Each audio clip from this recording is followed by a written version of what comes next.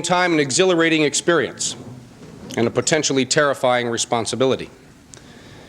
In either case, though, I welcome it, I thank you for it, and I assure you I am both up to it and up for it. With your confidence and your forthcoming indispensable support, I am convinced that on November 2nd, 1982, history is what we will make.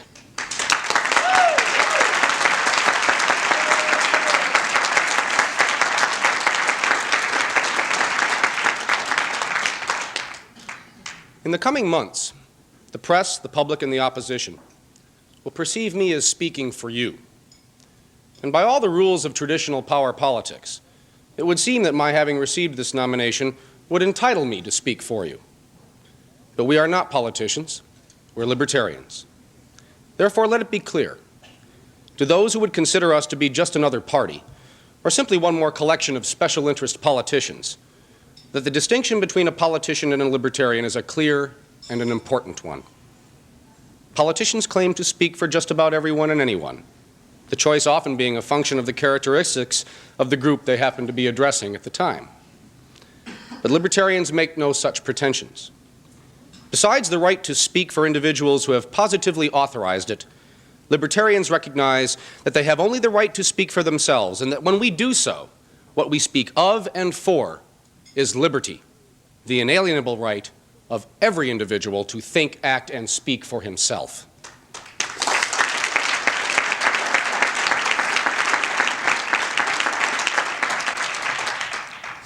Sometimes it seems that the greatest truths are often the most puzzling ironies to those who will not see them. In this sense, it is perhaps ironic that in our very personal, ultra-individualistic advocacy of liberty for all, we achieve a universality of appeal, interest, and purpose that politicians can only dream of and lie about. As I begin this campaign, I will appreciate evidence of an individual endorsement and commitment from each and hopefully every one of you. If you will do that for me, I pledge to you that I will employ all my strength to be as potent an advocate of liberty as I can be. At this point, I believe you have a right to know my deepest thoughts on the subject of liberty, and then to know how I will apply them to this campaign. Allow me then, between sniffles, in the next few minutes to share them with you. I believe the history of the human race can be seen as a saga in which a few people have traditionally attempted to control the lives and fortunes of many, and in which those people who were the subjects of such repression and tyranny consistently sought to escape from it. Ancient epic tales describing captivities, enslavements, exoduses, and freeing saviors form the basis for modern culture, religion, and literature. For many millennia, monarchies, empires, and dictatorships have been evil facts of life. Serfdom and slavery, for the larger part of recorded history, have been the most prevalent human conditions. Yet even in those times there was hope, because there was escape. One could, and history shows that countless did, make a new beginning by fleeing the geographical area under a state's control. By becoming self-exiles in new and exotic lands, people risked all for the promise of freedom. The history of every culture records and reveres these movements of peoples seeking a better way to live. Inevitably, though, the powers of nation-states followed these flights, and empires grew to record sizes. But in turn, people would simply flee again to new lands and new freedom. Our own country's beginnings involved settlement and resettlement and constant migrations of Indian tribes, escaping warring and tyrannical enemies or seeking more abundant lands, or both. The European settlers were mostly repressed outcasts from the continent, seeking a new beginning in America. Even during the last century, the oppressed within this country, and indeed from around the world, found wide open spaces to settle in, work in, and live in as each saw fit.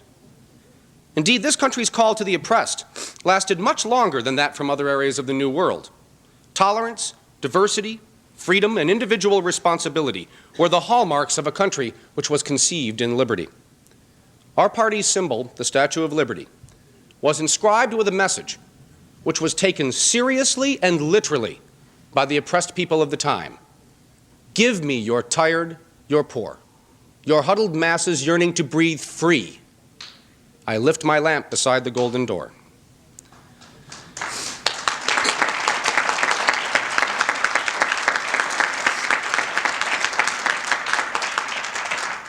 The message was taken seriously because compared to other rebellions across the world in the 18th and 19th centuries, the American Revolution had somehow been different.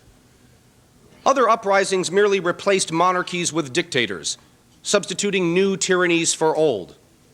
But the writings of the revolutionary activists, prior to and during the American Revolution, were conspicuously void of any ideas about the structure of government that would replace that of Mother England.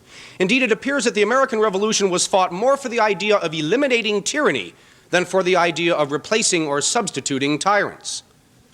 Subsequent to the war, the Articles of Confederation and even the much later Constitution appear in historical context to have been afterthoughts to a revolution which may never have even contemplated them. The powers of our constituted government were extremely limited in the first 100 years of the nation's history. Not so much by the words of the document which had created them, but by the sheer geographical mass of the continent and by a pervasive spirit which survived the first and second generations after the Revolution and which was characterized by a very healthy distrust of government, its taxes, its armies, and all its workings, and an equally healthy respect for individual freedom and responsibility. So too, freedom of movement permitted movements to freedom, so that if oppressed in the East, one could find freedom in the West, as did the Mormons, or if oppressed in the South, one could seek freedom in the North, as did black slaves. It has only been during the course of this century that the great migrations for freedom have seemed to slow or almost stop. The fact is, there is precious little livable land left on the face of the earth that is not subject to the direct control of some government. Indeed, today's wars between governments involve disputes over, it would seem, increasingly trivial pieces of earth. A sheep pasture in the South Atlantic. A few hills smaller than Manhattan in the Golan Heights, while of unquestionable value to the people who live there, have assumed incredible importance to various governments and their armies. The fact is, there is nowhere left to escape to. None of us can realistically escape to freedom anymore. We have no choice but to find it here, to find it now, and to forever devote our energies to its defense.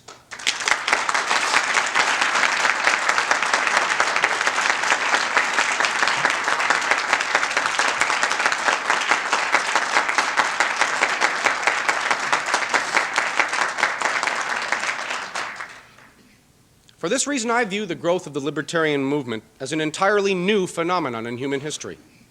It is the first movement to seek freedom by standing firm and recognizing that governments do not grant freedoms, they take them away. It is the first movement which, instead of escaping from the tyranny of political power, exercises direct challenge to that power, with principles which question the moral basis of politics and with programs which provide realistic, workable solutions to the problem of allowing all human beings to live in freedom. And for this reason, I caution my fellow libertarians not to be tempted to seek out heroes in movements of the past or other political parties and movements of the present. We need only look within this movement and within the heart of any individual who is not afraid to be free to find the real heroes of our time. In the last several decades in this country, Americans appear to have attempted to solve the problems of poverty, ignorance, crime, and other social and economic dislocations which were caused by increasing government interference and decreasing individual liberty, with the attitude that if we can take the bad people out of government and replace them with good people, then the government will do good things instead of bad. In all fairness to the progressives of this century, I must say that it is with our hindsight, and not necessarily a fault of their foresight, that we now know that attitude was naive. What we now know is that government not only inevitably fails to do what we have expected of it, it doesn't even break even in the attempt. We have said feed the hungry, but since the government doesn't grow food, we find that all it can do is to steal food from those who have it and give it to those who don't. And unfortunately, those whose government job it is to accomplish this legal Robin Hoodism must, after all, eat as well. The result from a purely practical standpoint is that if the government steals just enough to feed the hungry, when all is said and done, the rights of the producer to dispose of his fruits as he sees fit have been violated, his capacity and incentive to produce any more food have been decreased, leaving less for the government to steal the next time. The hungry are still not well fed, but instead are criminally lulled into a sense of false future security. And the government has eaten, and eaten well.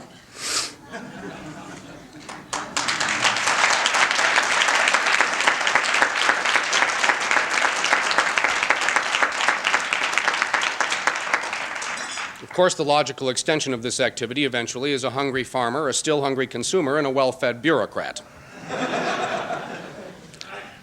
Though only a simple example, I believe it well illustrates the built-in failure of even the most well-intentioned laws, which purport to solve problems by making them illegal. The response to government failure to accomplish what we have demanded of it has been, tragically, to demand more government activity to solve the problems the government has caused. In the simple example I have used, we might have said, well, now feed the hungry farmer. Well, the farmer, of course, has nothing left, so the government might well order us all to eat less, and then admonish us for our greed, which has caused this terrible famine. Alternatively, the government might just order us to go fight somewhere else in the world so that it can steal food there.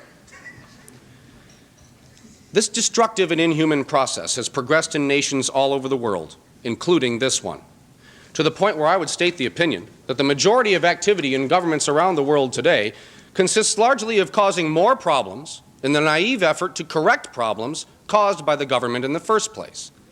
And so government naturally grows bigger, and individual rights become increasingly limited in the process. And an all-important corollary to this is that those few individuals who manage to turn the power of government to their own purpose prosper at everyone else's expense. And so, we seem to have returned to the ancient history of the few attempting to tyrannize the many. The world has become a dangerous place from which there is no longer any escape. So successful have governments been in concentrating power into the hands of a few that it now takes fewer people than are even in this room to annihilate human existence as we know it, without our knowledge, much less our consent.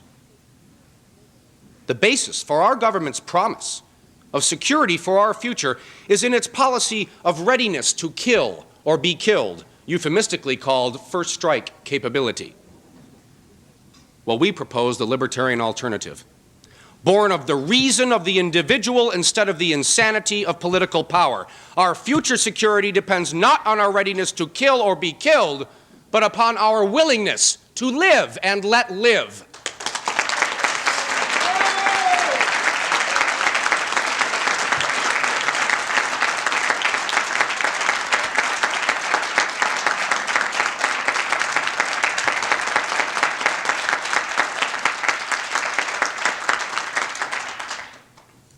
So we hold out our hope for the future, expressed by our principles of individual liberty, as not just a desirable alternative to the reign of political power, but as a moral imperative for human survival. I don't mean to speak too long of doom. If I didn't believe that we would prevail, and prevail in time, I wouldn't be wasting my time and yours. I'd be out digging my hole. But the signs are positive all around us. Our movement is the fastest growing new political movement in America today, and we must continue that growth and increase it. And we will not succeed if we succumb to the temptation to become mired in the political muck of other parties and movements. Discussions of strategy and philosophy, yes, they're important, but individual activism, motivated by individual concern, using strategy suited to that individual, rooted in whatever individual philosophy may apply, is the key to success. Some of us write, some speak. Others contribute time or money or goods or services. The nature of the activity is unimportant. The only rule a libertarian can consider universal is that whatever he does best, he must do it for liberty. There had better be room in this movement for everyone, or it's not the movement it claims to be. Record numbers of people now protest taxes. Record numbers of people now avoid the draft. Record numbers of people are saying no to the insanity of nuclear weapons policy. Record numbers of people look at their government and say, I'm mad as hell, and I'm not going to take any more, so get off my back and leave me alone. To these people, I extend the invitation. Come home. Come home to the Libertarian Party. You're all talking about the same thing. Let's show you the whole picture. Join us in seeking a better way. For my part, I'll do what I hope I do best. Run for governor as a libertarian.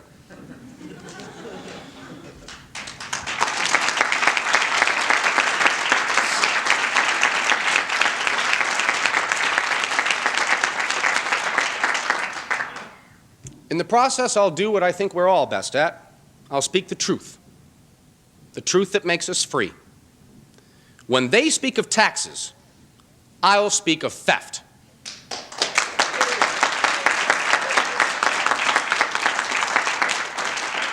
When they speak of the draft, I'll speak of slavery. Public education, government indoctrination. Consumer protection, that's consumer fraud. That's a long list. Anti-poverty programs, programs that keep poor people poor. New federalism. If federal programs have failed, what makes you think the states can do any better? Drug-related crime, drug prohibition-related crime, industry regulation, state-subsidized oligopolies and monopolies, property taxes, rent on property you already own, business subsidies, welfare for the rich, welfare fraud, now that's redundant, welfare is fraud.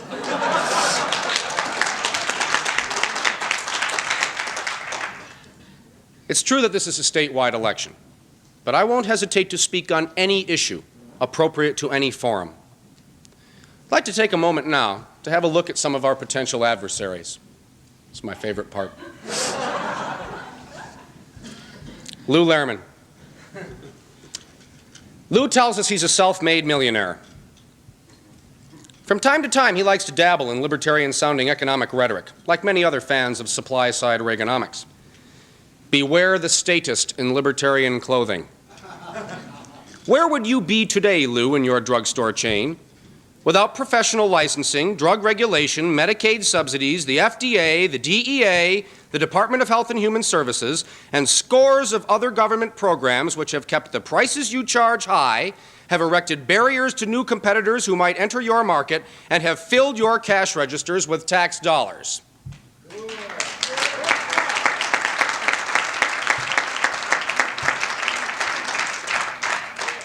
Lou has a direct and very personal interest in the perpetuation of big government. But like all good Republicans, though, he wants government not to do less, but to do what it does more cheaply and efficiently. God forbid the government should actually become more efficient at depriving liberty than it already is. Or as Will Rogers, and earlier Gary Greenberg,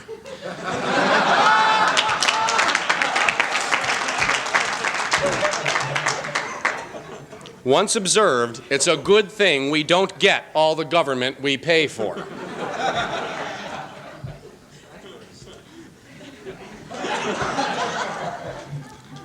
Mario Cuomo. I was watching TV a few weeks ago and I heard Mario say that he's for minorities and labor. Mario hasn't caught on to the fact that when politicians attach themselves to the special interest of narrowly defined groups, they add fuel to the fires of social strife. Upstate versus downstate, young versus old, rich versus poor, gay versus straight, black versus white, labor versus business. These are classifications encouraged by government, so that power brokers like Mario can tell who the players are in the game of grabbing control of that big pot of money in Albany. Mario, people have rights, groups do not.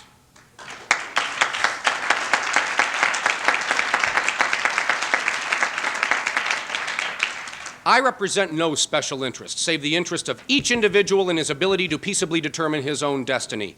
To represent anything else is to create enemies out of innocent people. Besides, Mario, how do you convince the black businessman and the white laborer that they have identical interests?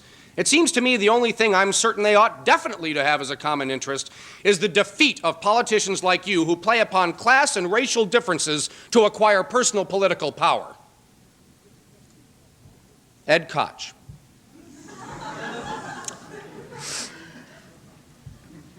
He says people don't want a reduction in taxes if that means a reduction of services the state provides. I say, Ed, the state doesn't provide the services that those taxes ought to be able to pay for. Stop taking our money away, deciding what's best for us, and giving us a half-baked, overpriced product in return. That's no service, that's the ultimate disservice. The people of this state know best how to dispose of their earnings in ways which are in their own and their neighbors' and loved ones' best interests.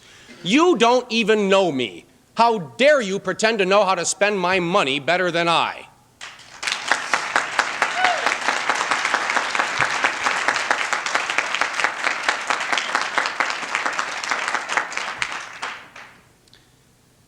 These are a few of the people who want to take your money away and your rights with it to do the things that they want to do, leaving you with little left available to do what you want to do. If there are any other candidates whom I've ignored, they should not be insulted, but should take their exclusion from this list as a definite compliment. I have no designs on your money, your job, your property, your personal life. I believe the system they have built can be made freer to your benefit. I believe in the right and the ability of people to control their own lives. I don't believe that I have, and I know they don't have, the wisdom or the physical ability to guarantee a good life to every person in this state. But people can solve their own problems when allowed the freedom to do so, acting individually and fully responsibly through voluntary association. To free up the system, the following are some of the concrete proposals that I will put forth during my campaign. First, as governor, I would veto any bill which would expand the power of the state. And by the same token, I will promptly sign any bill which has as its intended effect a reduction of government interference in the lives of individuals.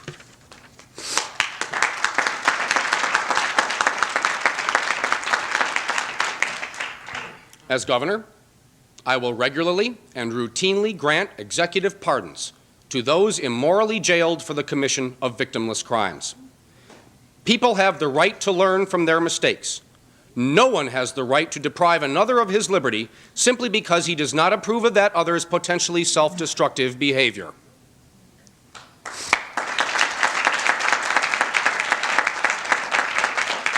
I will send to the legislature a bill to provide for private school tuition tax credits as a first step towards the eventual separation of education and state.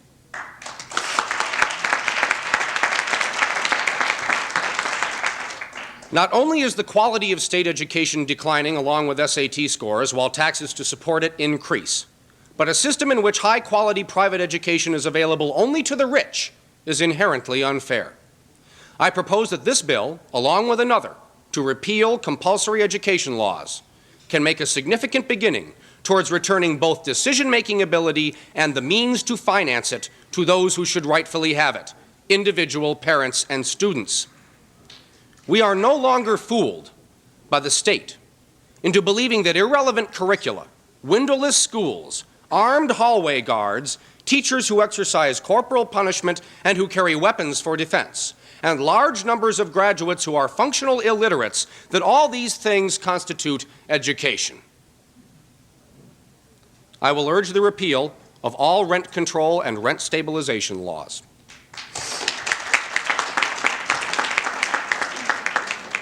These laws have the effect of making affordable housing increasingly beyond the reach of the very people we are told these laws were intended to benefit, the poor.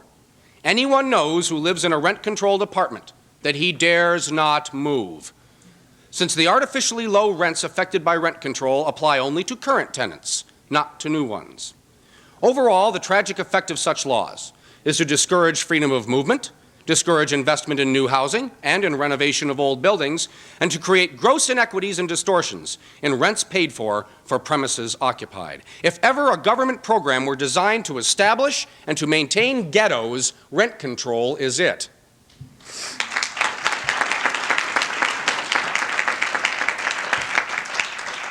I will propose the repeal of all industry regulation and professional licensing laws.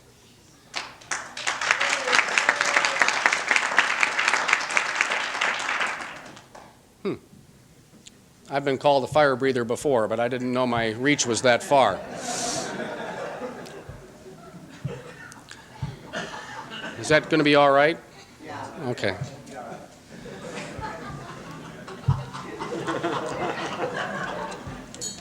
A consumer who is free to choose among the widest range of prices and qualities from competing producers is better able to maximize his unique benefit in a free market than the government can do for him by restricting choice and competition, keeping prices artificially high, and promoting licensed quackery by permitting occupational practice on the basis of criteria which have absolutely nothing to do with the quality of products or services rendered.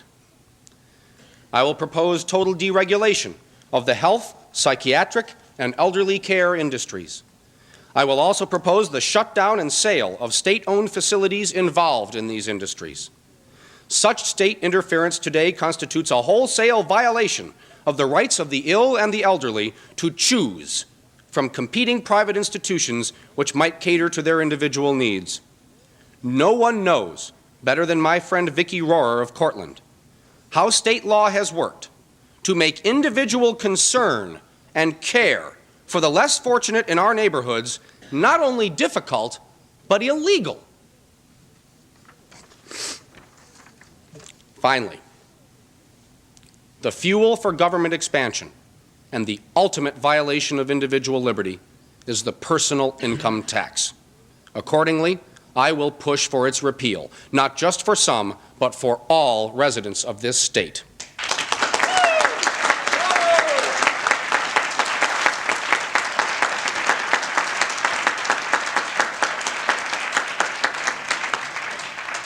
These proposals are a beginning, and certainly we will bring forth even more in the coming months. I believe them to be a good start on the road to the restoration of personal freedom and responsibility. Libertarian State Representative Dick Randolph of Alaska has said, "Freedom is the prize, responsibility is the price." To those who fear freedom because of their inherent responsibility, I offer the counsel to abandon the notion that anyone, least of all the state, can handle the responsibility for your life better than you can. The state has attempted and will continue to attempt to break the pride and the self-confidence of individuals. But remember, with true freedom and the self-respect that flows therefrom, responsibility can be a joy. Remember, as always, our proposals are interim measures designed to facilitate a humane and peaceful process of the withering away of the state. Government is superfluous in a society of truly free people who relate voluntarily and cooperatively and who exercise full responsibility for their lives and futures. Our goal is and always will be unsatisfied until each and every person we meet can with pride and self-confidence say, "I am truly free. Liberty is a reality." Our opponents will confuse us with enticing demand-side slogans like jobs, jobs, and more jobs, or supply-side cries of tax cuts, and more tax cuts.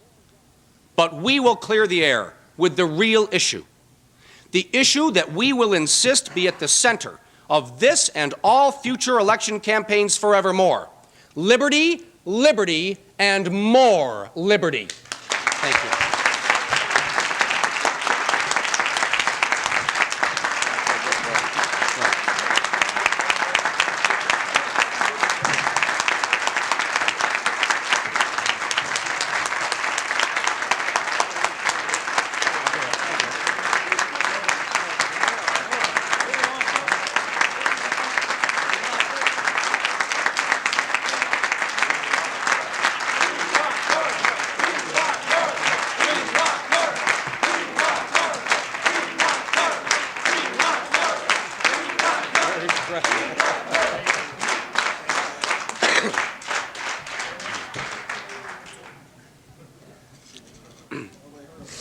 You know,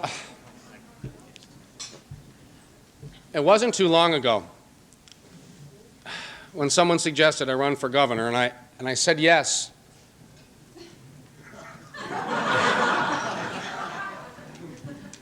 Because I thought we could do it. But I've changed my mind in the last 24 hours. Now I know we can do it. With your help, your cooperation, your support, I will do anything that has to be done. I will go to any village, any hamlet, any city, any home, any church, any school, you name it, I'll go there. We're going to do this. We're going to get ourselves on the ballot permanently from now on, so we never have to carry around those silly petitions again.